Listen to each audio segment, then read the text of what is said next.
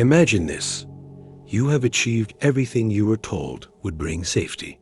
A stable career, a circle of agreeable friends, a life free from overt conflict. Yet, a quiet dread lingers in the silence. You are comfortable, but you are not powerful. You are liked, but you are not respected. You are safe, but you feel utterly disposable. This is the great paradox of modern existence. The very pursuit of security makes you vulnerable. We have been taught that being agreeable, predictable, and non-threatening is the path to a good life. But what if this is the ultimate trap? What if the deepest security comes not from blending in, but from cultivating a trait so formidable it makes you untouchable to the petty manipulations and demands of others? This isn't about raw aggression or cruelty. It is about a psychological stance, a way of moving through the world that the philosopher Niccolo Machiavelli encoded into his most controversial work, not as a call to evil, but as a blueprint for invulnerability. For centuries, we've misunderstood his secret, focusing on the lion while ignoring the more cunning, more powerful animal he described. This is the dangerous trait that shifts the balance of power irrevocably in your favor. It is the art of becoming the fox.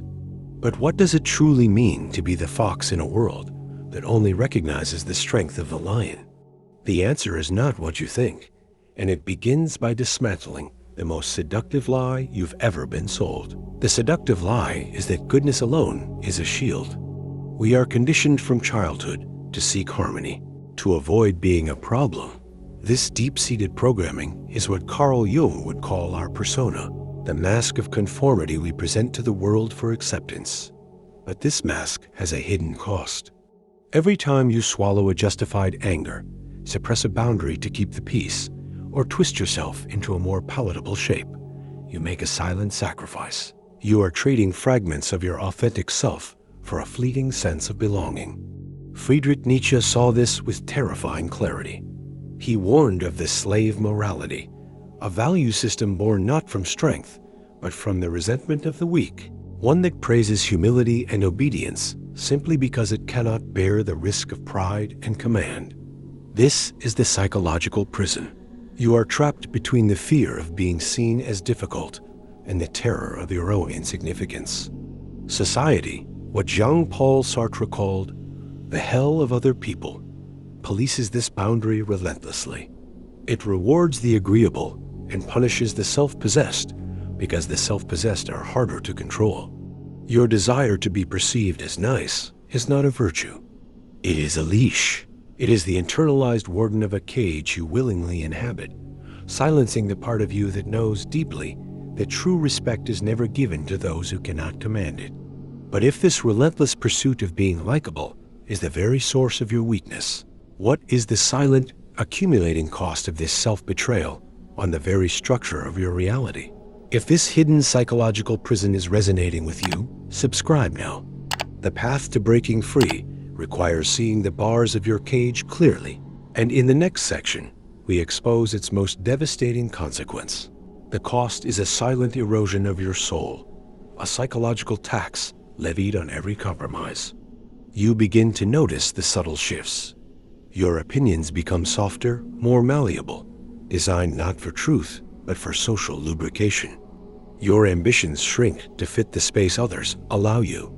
You start to feel a vague resentment towards those who demand your compliance, yet you direct that anger inward, creating a low hum of existential fatigue. This is the comfortable numbness Aldous Huxley warned of, a sedated existence where the pain of a life half-lived is masked by the distraction of modern trivialities.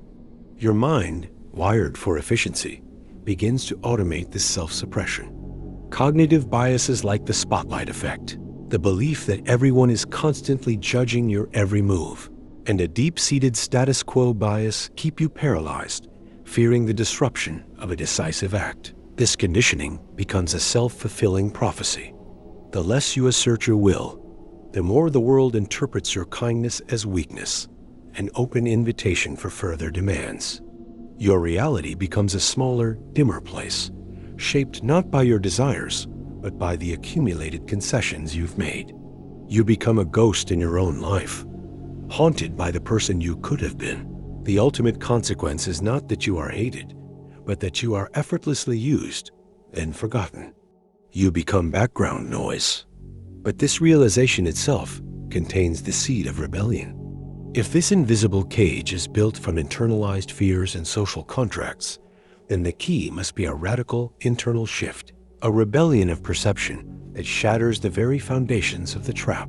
The rebellion begins not with an explosion, but with a quiet internal severance. It requires you to embrace a terrifying but liberating truth. It is better to be respected than to be liked. This is the fox's wisdom Machiavelli exalted. The lion relies on brute strength, which is predictable and can be overwhelmed. But the fox? The fox operates with flexible intelligence and strategic discretion. It understands the landscape of power without being governed by it. Your first act of defiance is to reclaim your voluntary nature. As Viktor Frankl, who survived the ultimate loss of control in camps, discovered, between stimulus and response, there is a space. In that space is our power to choose our response. Your power lies in that space. Start small, but start decisively. Say no to a trivial request, not with aggression, but with unshakable finality. Observe the shock, the recalibration in the other person's eyes. You are no longer a predictable resource. You are a will they must now contend with. This is you shedding the slave morality. But this newfound power is merely the instrument. What is the ultimate world-shattering purpose for which you must wield it? The ultimate purpose is not to dominate others, but to achieve an unassailable sovereignty over your own life. This is the final paradigm-shifting truth. The dangerous trait was never about controlling the external world. It was about forging an internal fortress, so impregnable that external forces become irrelevant. Machiavelli's secret, stripped of all misdirection, is Vertka, the relentless, proactive cultivation of your own will, intelligence, and character. It is the fusion of the lion's courage with the fox's discernment, directed inward. You become untouchable, not because you have built walls against others, but because you have become the sole author of your own meaning, the final judge of your own value. This is the power Nietzsche called the will to power, not a crude desire for domination, but the fundamental drive to fully express your potential, to become what you are. When you achieve this, a profound shift occurs. The need for validation evaporates. The fear of conflict transforms into the clarity of a strategic mind. You no longer navigate the world seeking permission. You move through it with the quiet authority of a sovereign being. Your presence alone commands unspoken respect because you are no longer a piece on anyone else's board. You have become a player. The game is reality, and you are now finally awake. If this final realization has shifted your worldview, ensure you don't miss what comes next. Subscribe and ring the bell.